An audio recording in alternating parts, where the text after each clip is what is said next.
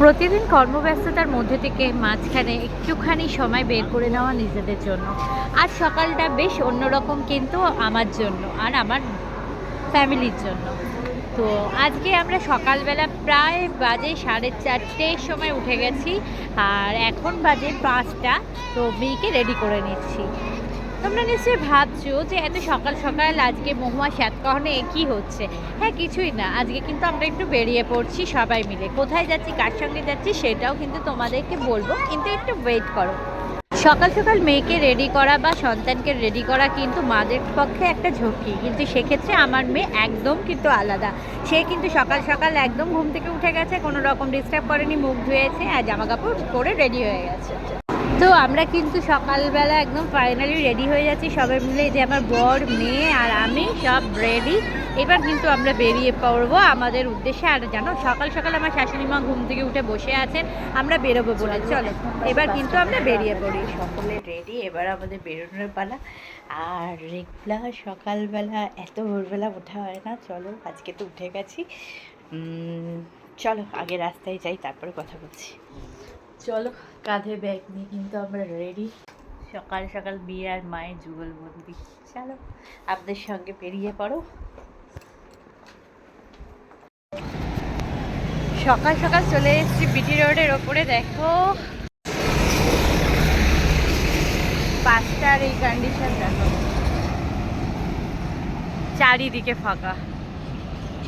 Good morning বন্ধুরা, মহুয়া সাতকাহন চ্যানেলে তোমাদের সকলকে স্বাগত। তোমরা সকলে কেমন আছো? আমি কিন্তু ভালো আছি। তো আজকে এখান থেকে আমি ব্লগ শুরু করলাম।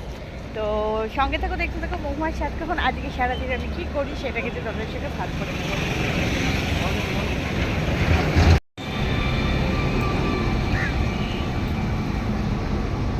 পুরো ডানলাভ চত্বর শুয়ে আছে। মেয়ে বলে বেরিয়েছিল বাবাকে যে আমি কিন্তু তোমার কোলে উঠবো না, সেখান ক্ষেত্রে প্রথম থেকেই মেয়ে কিন্তু বাবার কোলে উঠে বসে আছে। তো আমাদের বাড়ির লোক সবাই চলে এসেছে, গাড়িও চলে এসেছে। চলো আমরা এবার ছট করে উঠে পড়ি। আর কোথায় যাচ্ছি, কি করছি সেটাও কিন্তু তোমাদের সঙ্গে শেয়ার করে নেব। আমরা ব্যাক সাইডে বসেছি, সব ছোটরা বড়রা সবাই মিলে বসেছে। কি রে জিয়া, ঠিক আছে? ধরে থাক, বনুকে ধরে থাকবো না বাবা। দেখো সব এই যে মা বোন সবাই মিলে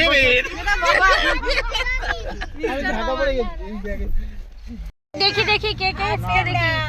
আমরা বেরিয়ে গেছি সবাই এখানটা। ছেলে, হ্যাঁ ছেলে কোথায়? হ্যাঁ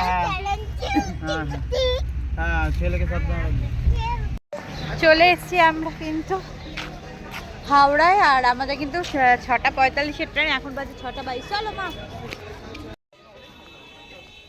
চলো এখন কিন্তু আমরা ভেতরে ঢুকে যাব। আর ভেতরে ঢুকেই কিন্তু চোখে পড়ে গেল হাওড়ায় সেই ঐতিহ্যবাহী ফ্যানের প্লেটগুলোর দিকে। সত্যি দেখো কি বিশাল বড় বড় বড় ফ্যানের প্লেটগুলো। যাই হোক বন্ধুরা, আজকে আমি ব্লগ এখানেই রাখছি। যদি আজকে এই ব্লগে তোমাদের ভালো লেগে থাকে please like share and subscribe next ব্লগে। আর হ্যাঁ, আজ থেকে আসি, তোমরা সকলে কিন্তু এই ব্লগ ভিডিও দেখতে পারো, আশা করি ভালো লাগবে। আর হ্যাঁ, আমরা কোথায় যাচ্ছি সেটা দেখার জন্য কিন্তু চোখ রাখতেই হবে মহুয়া সাতকাহনে।